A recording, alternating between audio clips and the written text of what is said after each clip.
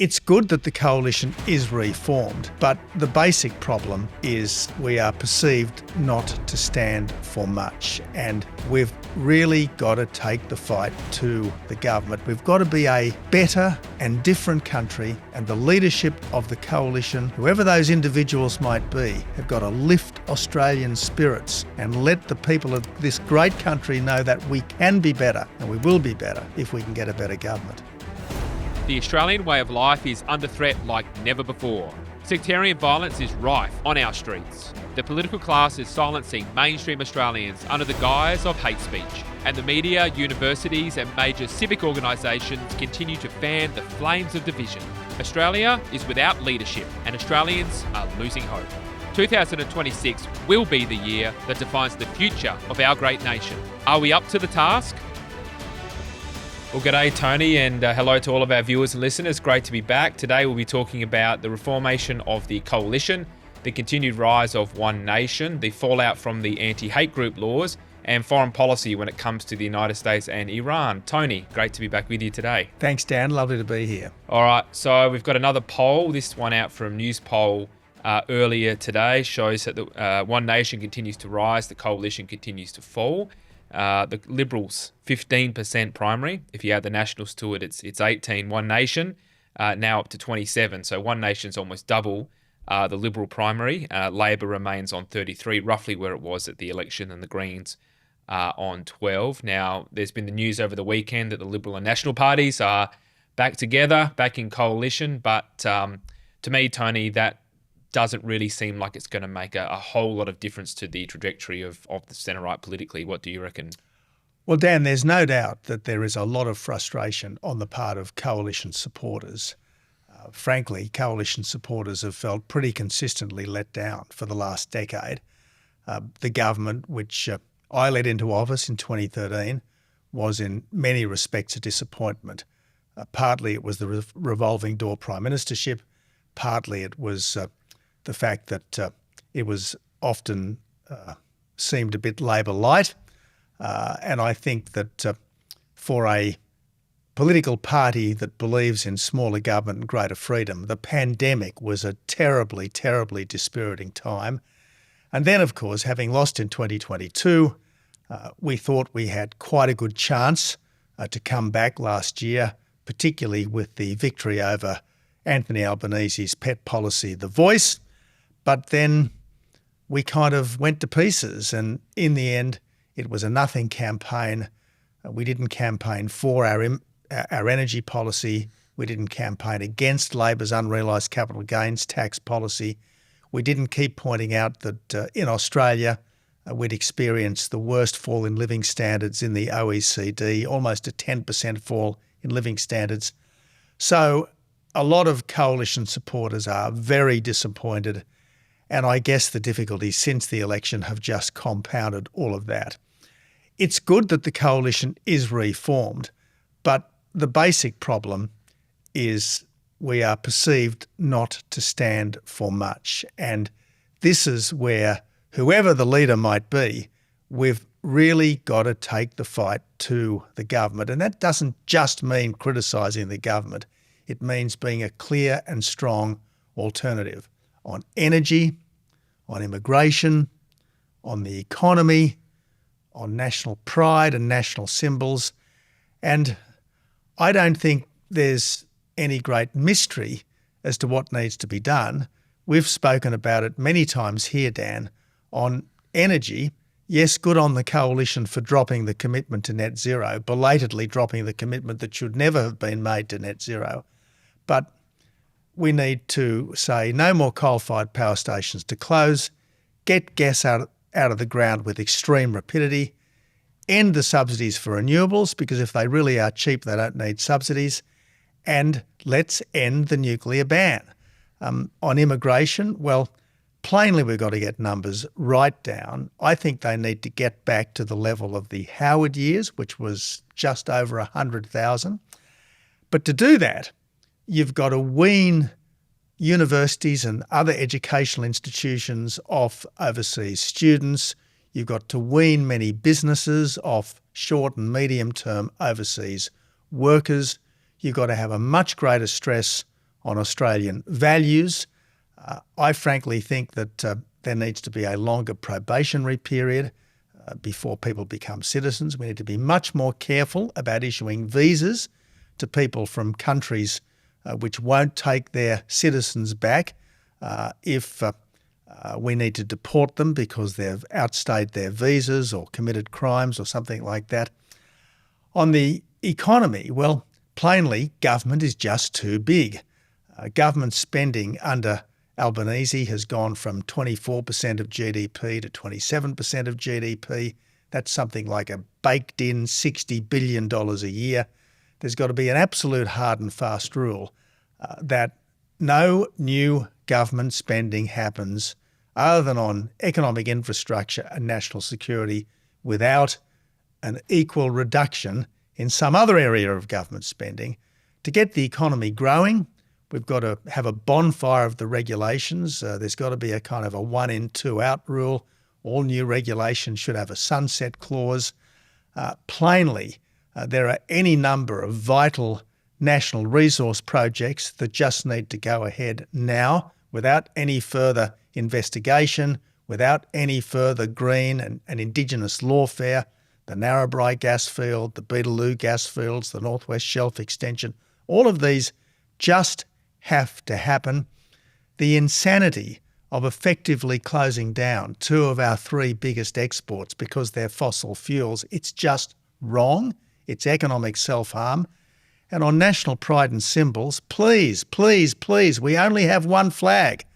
And the vision of a Prime Minister talking about national unity while standing in front of 3 flags, it just doesn't make sense. No other country does this. And as for the welcomes to country, which are still ubiquitous, notwithstanding the result in the Voice, well, honestly, it belongs equally to all of us, and we've just got to get that into our heads. We've got to be a better and different country, and the leadership of the coalition, whoever those individuals might be, have got to lift Australian spirits and let the people of this great country know that we can be better, and we will be better if we can get a better government. With the rise of One Nation, some have suggested that this is a problem because it basically politically helps Labor. I think there's 2 points there. Firstly, that's what they said about reform until they started taking Labor votes as well, because plenty of voters for reform are traditional working class people who don't see themselves reflected in the modern, woke, climate-obsessed Labor Party, and that, I think, will be the same here in the fullness of time. But also, the blame here is not One Nation. The blame is the Liberal Party for failing to represent mainstream Australians. I mean, One Nation's gone from 6% primary at the election to 26, 27% now. So that extra 20% have almost all come from disaffected centre-right voters who would vote Liberal if the Liberal Party was a centre-right party, rather than trying to be a pale imitation of the Labor Party. So I think our expectations need to be much higher on the Liberal Party rather than deriding One Nation as sort of this populist protest party, which it's my point is it's a symptom of the deeper problem. These are all good points, Dan. And let's go back into history, if we may, for a minute. One Nation's first incarnation produced, you might remember, a boil-over result in the 1998 Queensland state election. One Nation got 23% of the primary vote. It won 11 seats in the parliament. I think it took 5 seats from the coalition and 6 seats from Labor. It did effectively destroy the Borbidge government. A Beattie government came into being, and then One Nation fell to pieces because of disagreements amongst the members and so on. Now, obviously, the Queensland election result was a wake-up call for the federal coalition. John Howard, who was then Prime Minister, responded not by launching a jihad against Pauline Hanson, certainly not by criticising One Nation voters. His response was to try to avoid being too critical of Pauline Hanson, and where he needed to be critical, he would politely disagree as opposed to launch a ferocious ad hominem or ad feminam attack. And what he really tried to do was to address the underlying issues that was driving the One Nation vote. And as you know, the Howard government was narrowly re-elected in 1998, really hit its straps in its second term, and the better the Howard government went, the lower the One Nation vote went. And eventually Pauline Hanson lost a seat at the 1998 election. She ran a couple of times unsuccessfully. It was really only when Malcolm Turnbull became Prime Minister that the conditions for a One Nation revival came into being. So the clear response is to follow the Howard model, not to be too critical of One Nation itself, because you're right, Dan. The One Nation vote is a response to people's dissatisfaction with politics in general, but much more the politics of the coalition than the politics of Labor. And of course, by the time Howard became PM in 96, I think he'd been in Parliament for some 20 years and had been opposition leader once before, had been treasurer. He had a lot of experience and obviously had the opportunity to probably grow and gain that real world experience in politics, which was, I think, why he was so masterful at these and other matters. Do you see the coalition as it currently is having sort of the cattle in Parliament to be able to understand and then address these issues in a way that John Howard and his sort of front bench colleagues were able to? There are some very able coalition MPs. It's no secret that Angus Taylor and Andrew Hastie in particular are good friends of mine. It's also, I think, pretty obvious that someone like James Patterson and Jacinta Price, these are all very, very talented people who I think have the potential to hold down leadership positions. The important thing is to unite behind the leader, but even more important is to have a strong and credible policy position that is a clear alternative to a deeply underwhelming government. And over the last 9 months, that's been the problem. We haven't really been a clear and credible alternative to an underwhelming government. We've been critical of the government, but it's not been crystal clear exactly what we would be were we in government. And I just think we've got to be so much stronger about that. Just one more question on this topic. So Pauline Hanson has floated the idea of entering into some kind of coalition with the Liberals and the Nationals. And, you know, in that sense, it would kind of make Australia fairly similar to continental Europe, where having various parties getting 10, 20, 30% of the vote and forming a coalition on different terms every election is basically the norm. Do you see that as being something that may happen in our country? Do you think that would be a positive, a negative? What's your take on the idea of One Nation forming coalition? Well, going into an election, I would like to maximise the coalition vote. And I suppose coming out of an election, you would want to see the best possible government formed. I don't think it's really possible to say anything more than that at this stage, Dan. I mean, we're 2.5 years probably, certainly 2 years out from an election. An enormous amount can happen. My instinct is that our economy will continue to stagnate, our society will continue to fragment, our national security will continue to be imperilled, because I just don't think the current government has it in its bones to be any better than it is. In fact, if anything, I suspect it's probably going to get worse. So look, don't write the coalition off. The Liberal Party, for all its current travails, has been, since its formation, the most successful party in our country. And I have every hope that will continue to be the case.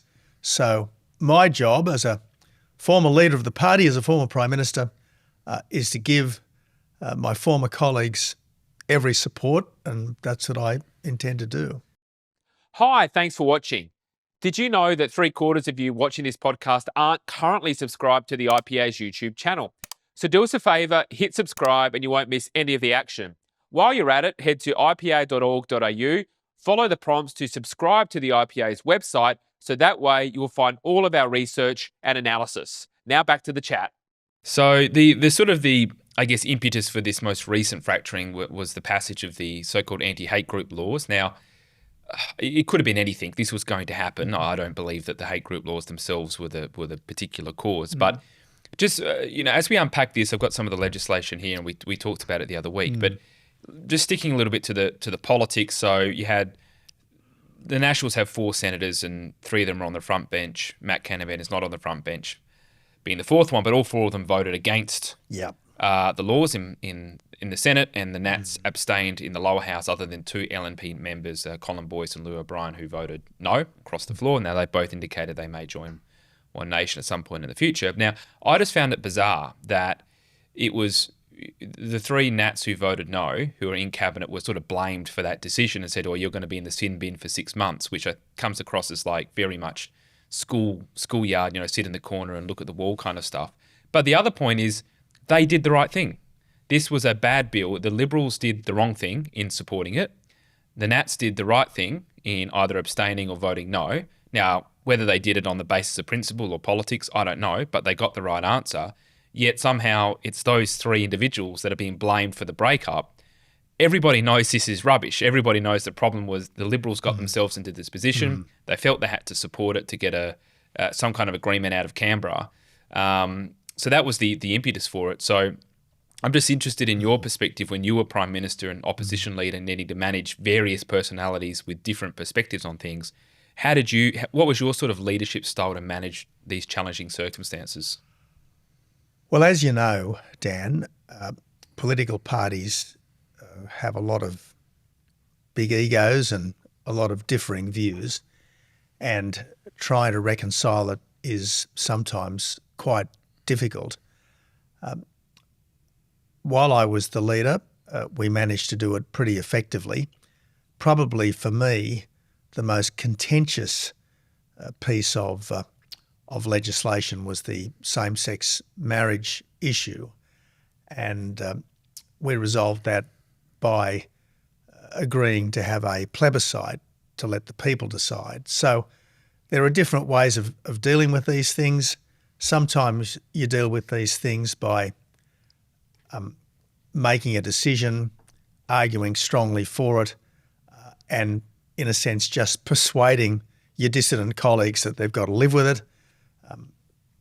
On one famous occasion, immediately after I'd become the party leader, I actually had a formal ballot in the party room about the emissions trading scheme, and as far as I'm aware, it's the only time, other than on the leadership itself, the Liberal Party has ever had a formal ballot. I didn't know that. Well, most people have forgotten, but I won the leadership by 1 vote over the emissions trading scheme. Malcolm Turnbull, our then leader, was very keen to support it. I thought this was a great big new tax on everything, and it would be politically and economically suicidal to support it.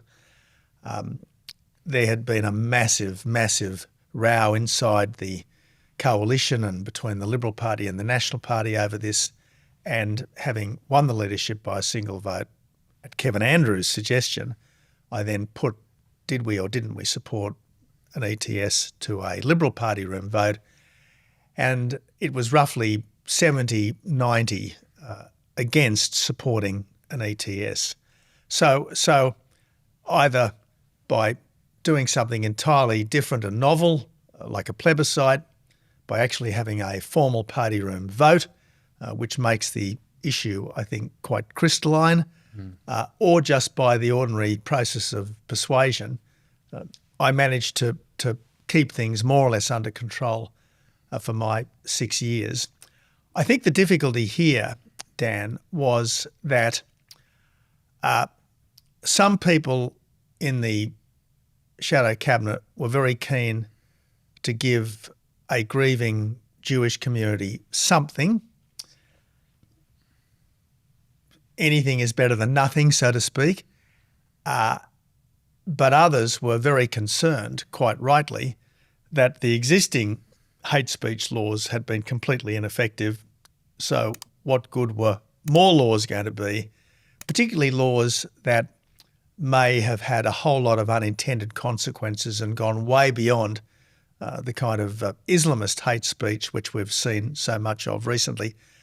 Now, two rules for me. If in doubt, vote no. And this was legislation that was being revised on the run, that was being rushed through the parliament.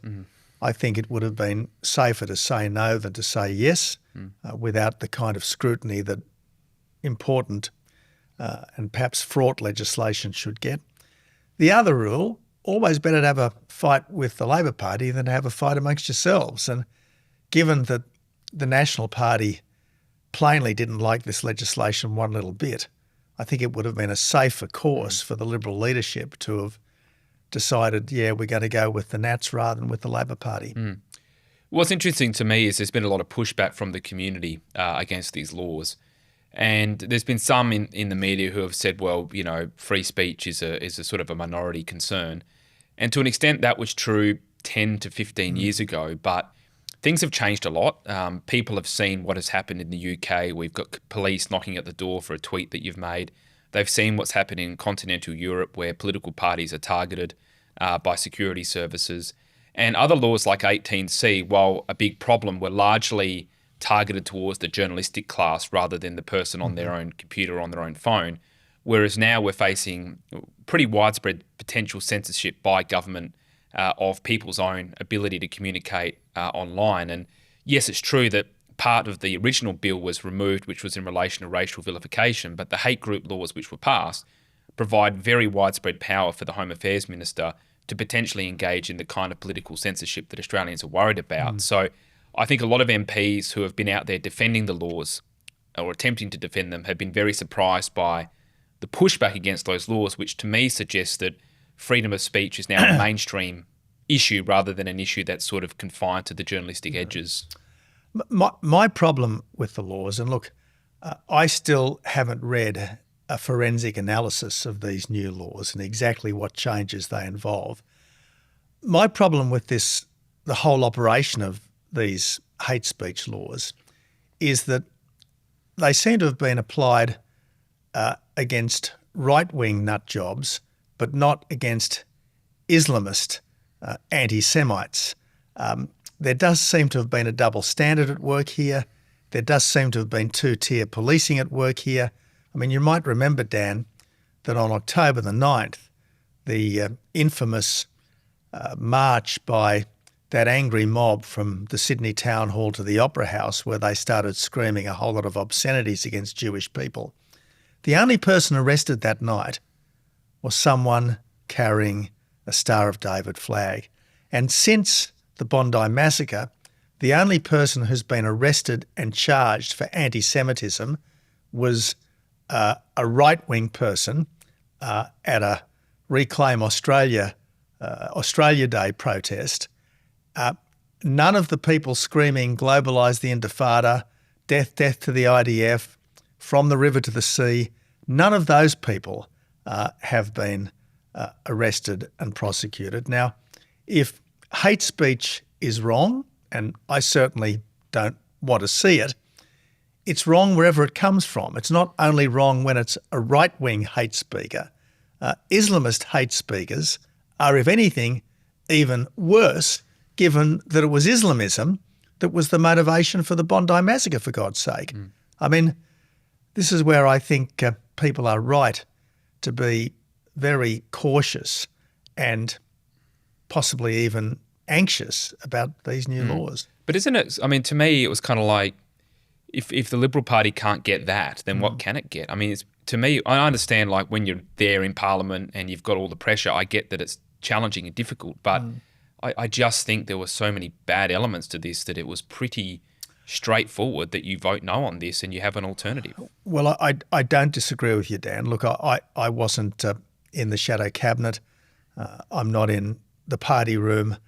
I just follow this from a distance. But yes, if in doubt, vote no. If you don't know, vote no. And as a general principle, much better to have an argument with the Labor Party than an argument with the National Party. And when it comes to principles, sure, shadow cabinet solidarity is not nothing, but I tell you, coalition unity is vastly more significant. And if I'd had a choice between keeping the coalition together or excusing people voting in accordance with their party rather than the shadow cabinet, I know what I would have done.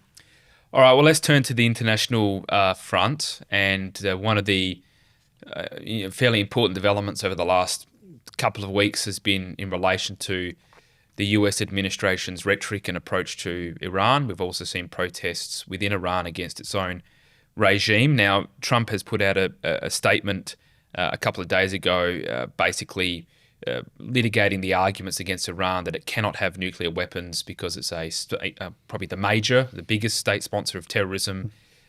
He has threatened to put tariffs on countries that engage in trade with Iran and other sort of economic sanctions that may follow that. So the rhetoric seems to be escalating. Trump has often shown that he would rather not get entangled in foreign conflict, but he has made it very clear that a nuclear Iran is unacceptable.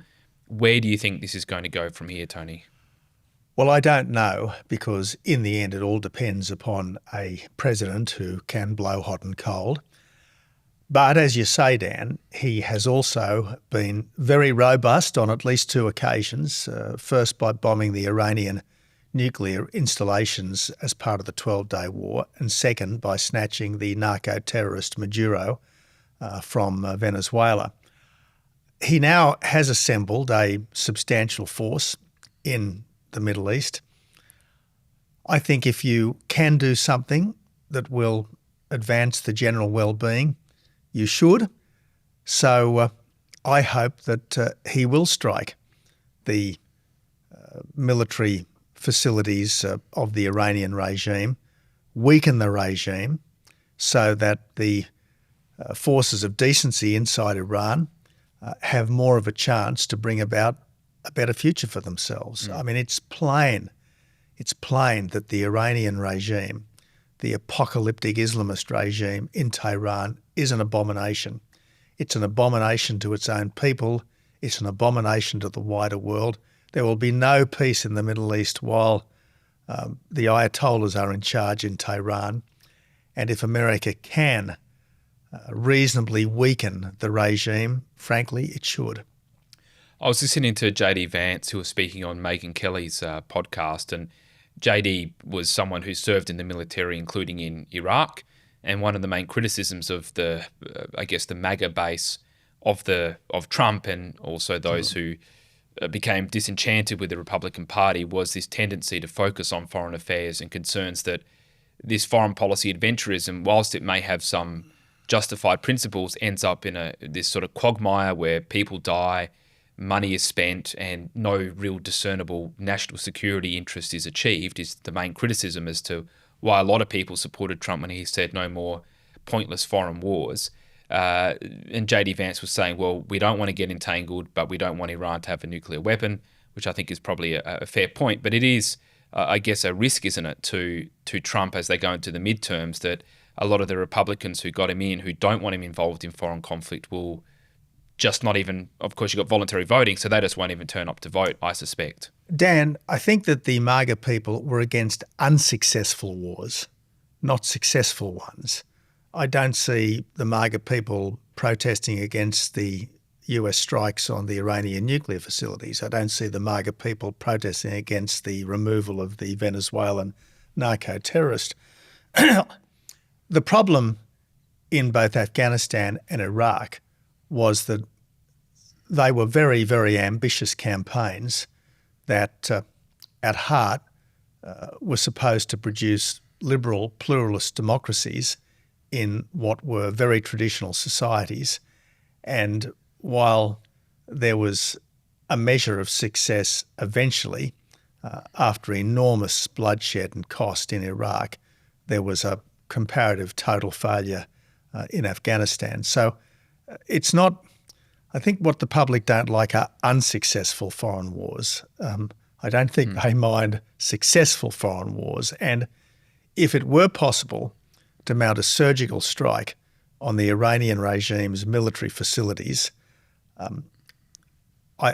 obviously you'd have to weigh up carefully the Iranian regime's capacity for retaliation.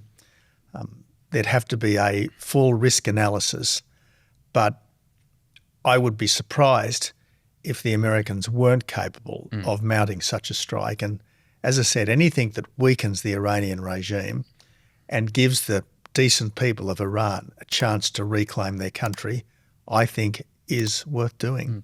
So you would advocate for sort of a strike rather than an ensuing occupation? Absolutely right. I mean, an American occupation of Iran makes no sense whatsoever. But an American strike on the military facilities of a horrific regime is a different thing altogether. All right, Tony, we'll leave it there for this week. Thank you for your time and analysis as always, and we'll catch up in a fortnight. Thanks, Dan. This is a production of the Centre for the Australian Way of Life at the Institute of Public Affairs. To find out more, visit australia.ipa.org.au.